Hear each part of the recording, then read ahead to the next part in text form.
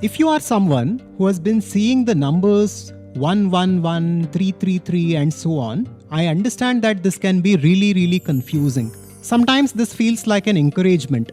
Sometimes it feels like a mystery where we feel like the universe is trying to tell us something, but we are unable to decode it. Now, personally, I have seen many people and members experience the same. And in this video, we will decode it. Not from a superficial perspective, but from a deeper perspective of Vedanta. And not just that, we will also look at this from the perspective of human biology and how RAS works. In this video, we will use a simple three-part model of input, process, and output so that you can use these signs as tools for your growth and your evolution. Before we go deeper, just pause for a moment and ask yourself, which number do you notice the most? Is it 111 or is it 333 or any other? Hold that in your awareness as we begin to explore this topic. Primary question is, are these numbers random or do they signify anything important? To answer that, let's come to the first part, that is the input, where numbers are the signals of the simulation. When you look at the clock and see 111, that is 111 or 333 on your phone screen, the thought may instantly rise. Is this a hidden message or only chance? Your mind holds on to it, your heart feels confused. You keep asking why the same pattern returns again and again. If we look at this from the basic perspective of biology, science calls it RAS, that is the reticular activating system, a bundle of nerves in the brainstem that filters out noise and makes you notice what you focus on. Like when you learn a new word and then hear it everywhere. The best example for this is when a person decides to buy a car of a particular brand, of a particular model, or of a particular color, then he begins to see the same car everywhere. You might have seen this in your own life. Now, these cars were always there around you, but you begin to notice them when that information is relevant for you. When your brain thinks that that information is relevant for you in that situation. In Vedanta, the world that we see is Maya. It is a simulation, it's an illusion. There is no duality in this world. Inside the game of Maya, patterns come and go. Numbers like 111, 333 appear as a part of this program. By themselves, numbers mean nothing. You give them meaning. This is the input stage. The number appears in your field of awareness. Now imagine you are playing a video game and you are the character of the game.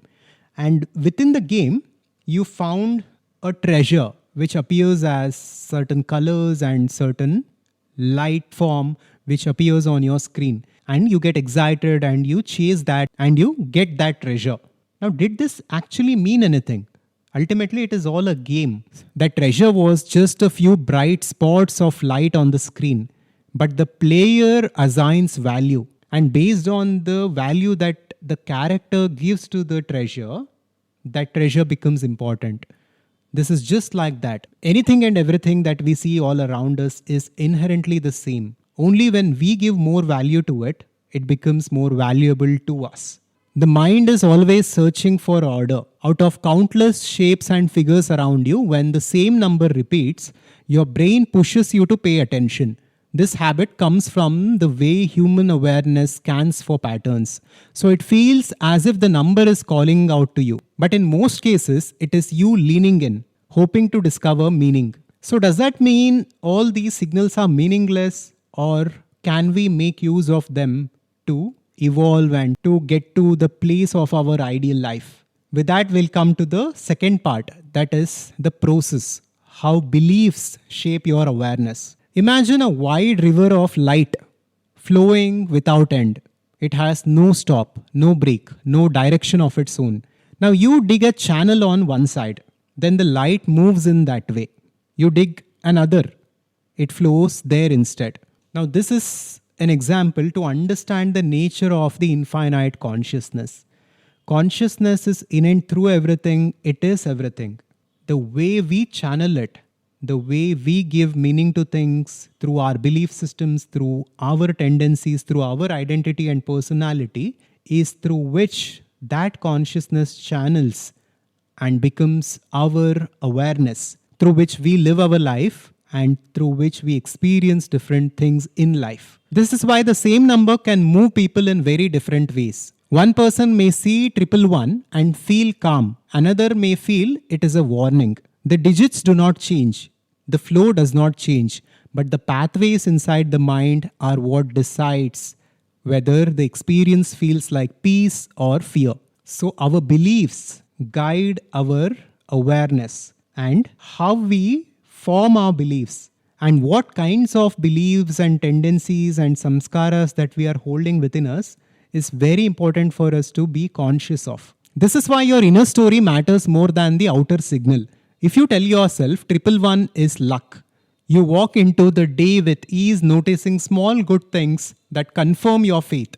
If you tell yourself 111 is danger, then your actions grow tight and small troubles stand out as signs of fear. From the Vedantic wisdom, we can look at numbers as blank canvases, which has no meaning on their own, except for the meaning that we assign to them. With this, another question might come to us. If we assign a positive meaning to it, and if we begin to look at it as a message from the universe, which is telling us that keep pursuing, keep going within, keep evolving, and I am with you. Now, this kind of a meaning, for example, does that change life's experience?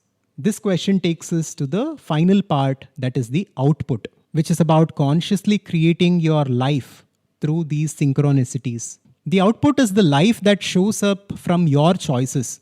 This is the stage where the meaning you attach to the numbers moves from thought into the way you actually live. Seeing 111 or 333 is not about prediction. It is about how you can act in the world after the sign appears. Don't wait for someone else to tell you what to do. Whatever happens in this world, think of it as a gift from the universe, based on your karma, based on your life circumstances, based on everything that is around you. Whatever the best the universe and the God can give you, it is giving you. Begin to look at every single incident as a gift, as an opportunity to get to your ideal life, to the ideal life of meaning, purpose, contribution, and fulfillment. When you change your perspective in this way and when you begin to live this way, not just your internal state changes, but your entire life changes. When you begin to give the right meaning to these numbers, then your life will go in the right direction. The numbers cannot create your future on their own. What they can do is spark awareness. If you treat them as a sign of calm and support, your actions will flow with more ease. If you treat them as a warning, fear will color your choices. Now here is a simple practice, which is what you can do from today when these numbers appear in front of you in whatever form. First, pause, take a breath, and just pay attention to the number. And second, just tell yourself mentally that I am going in the right direction. I am actually where I am supposed to be. And everything will unfold in the most beautiful way in my life. I will go within, I will find what I'm looking for, and I will live my ideal life of fulfillment, abundance, contribution, and purpose. This works because your RAS learns what to notice, and then your brain highlights information that helps you move in that direction. When you consciously set a sankalpa, an intention to get to your ideal life, which is a life of fulfillment, purpose, meaning, and abundance, and when you begin to look at everything as a sign, which is trying to guide you to that place and which is trying to help you to get to that place, then your life will become a beautiful journey of synchronicities. You will begin to see these numbers more and more, and the more positive meaning that you give to these numbers, the more positively your life will unfold. And the more you will begin to notice these numbers. Not because these numbers are inherently special, but it is because you are consciously choosing to look at them as special. And you are consciously choosing to take it as a sign that you are going in the right direction and that the entire universe is standing with you. Ultimately, the power lies within you, not the numbers. Vedanta teaches that final joy and fulfillment is beyond Maya, but these symbols can help while we are still learning.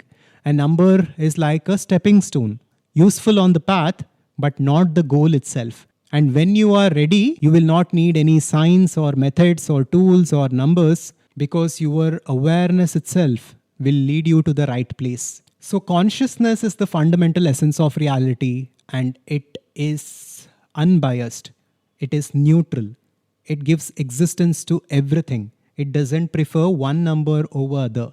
It is the mind that prefers one number over the other. And reality simply reflects the meaning that you give to things and the way you respond. This neutrality of consciousness is actually freedom. You are free to choose how to shape every moment. So the next time when you see the number 111 or 333 or whatever, ask yourself, what meaning do I want to give this? That small question shifts you from waiting for signs to creating with intention. That is conscious creation. And type in the comment box below, what is the number that keeps coming to you and that you keep noticing, and what positive meaning would you want to associate that number with from today?